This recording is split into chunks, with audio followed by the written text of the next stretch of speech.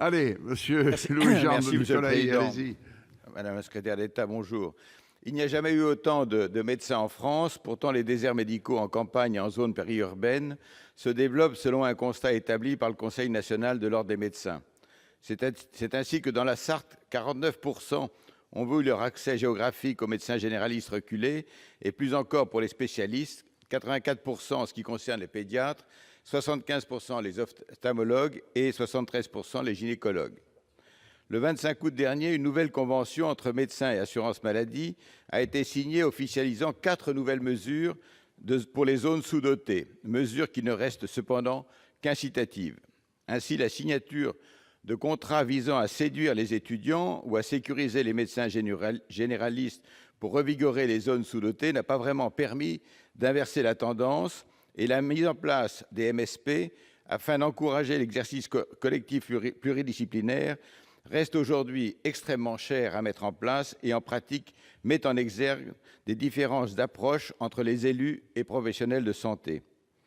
Par ailleurs, augmenter le numerus clausus, comme il est proposé dans les régions déficitaires, reste un moyen à long terme et hypothétique pour lutter contre ces zones sous-dotées, puisque le laps de temps entre la formation et l'installation effective des médecins ne permet pas d'apporter une réponse immédiate et, par ailleurs, ne permet pas d'assurer que cette installation se fera dans ces zones. Il est donc urgent de mettre en place une politique ambitieuse qui garantisse l'accès à tous ces soins de qualité et satisfasse ainsi l'intérêt général.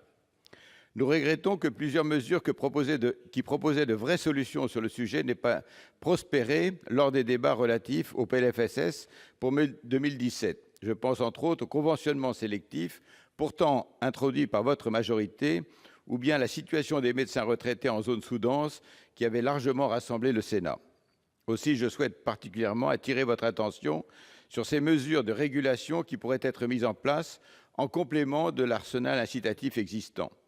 Peut-être et avant toute chose, rendre obligatoire dans le cadre de la Convention nationale les négociations sur le conventionnement pour encourager l'installation en zone rurale. Mais aussi, par exemple, revaloriser substantiellement les aides prévues par la Convention médicale dans ses options démographie et santé et solidarité territoriale au sein des zonages déterminés par les ARS, mais aussi dans les zones de revitalisation rurale, tout en y allégeant les conditions, ces mesures, bien sûr, pouvant être évidemment envisagées sur des périodes transitoires. La parole est à Madame la ministre Pascale Boistard. Merci, Monsieur le Président. Monsieur le Sénateur, il y a chez nombre de Français des inquiétudes légitimes concernant le maintien d'une offre de soins dans les territoires ruraux. Ces inquiétudes ne datent pas d'hier, elles sont le fruit d'années durant lesquelles les pouvoirs publics avaient tout simplement cessé d'inventer.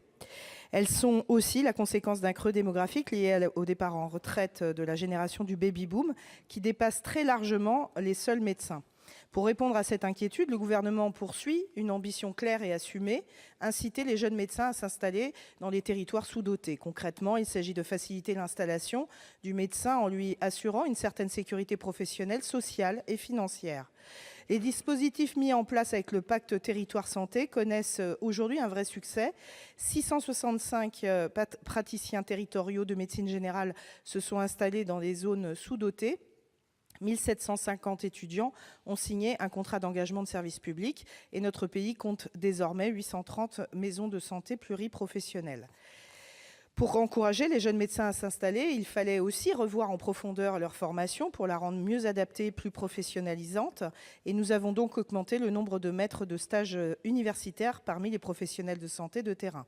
La ministre des Affaires sociales et de la Santé, Marisol Touraine, aura très prochainement l'occasion de présenter le bilan du pacte territoire santé. En revanche, nous avons la conviction que la mise en place d'une restriction à la liberté d'installation serait inefficace. Un quart des étudiants diplômés en médecine ne s'inscrivent pas à l'ordre et choisissent des professions sans lien avec le soin. Quant aux autres, ils risquent d'opter pour un exercice spécialisé au détriment de la médecine générale. Enfin, le conventionnement sélectif inciterait le médecin à opter pour un exercice hors convention, non remboursé par la sécurité sociale, créant ainsi une médecine à deux vitesses. Instaurer de tels mécanismes reviendrait sur le travail aujourd'hui bien engagé avec les acteurs du secteur, sans proposer d'alternative ni crédible ni durable. La démographie médicale est un sujet complexe, exigeant, et il doit nous appeler à refuser le mirage du court-termisme et à réformer en profondeur. Monsieur Louis-Jean de Nicolaï, vous souhaitez répondre à Madame la ministre? Non, Madame la ministre, je ne doute pas des efforts qui sont faits pour essayer de trouver des solutions à ce problème de démographie médicale dans les territoires. Mais il y a aujourd'hui des territoires qui souffrent beaucoup plus que d'autres et qui ont des difficultés pour connaître des installations de médecins. Alors, je pense que là, les décisions qui sont prises sur un plan général peuvent être en effet quelquefois assez efficaces, mais il manque dans certains territoires des mesures encore plus, si je puis dire, approfondies pour permettre aux médecins d'aller vraiment sur les territoires qui risquent de perdre dans les 3 ou 4 prochaines années la totalité des médecins. Il y avait une carte qui est sortie dernièrement sur la région des Pays de la Loire où on voit des déserts médicaux complets, et je crois que là, les mesures ne sont pas, qui sont très incitatives, mais ne sont pas assez puissantes pour les obliger à s'installer. Allez, nous passons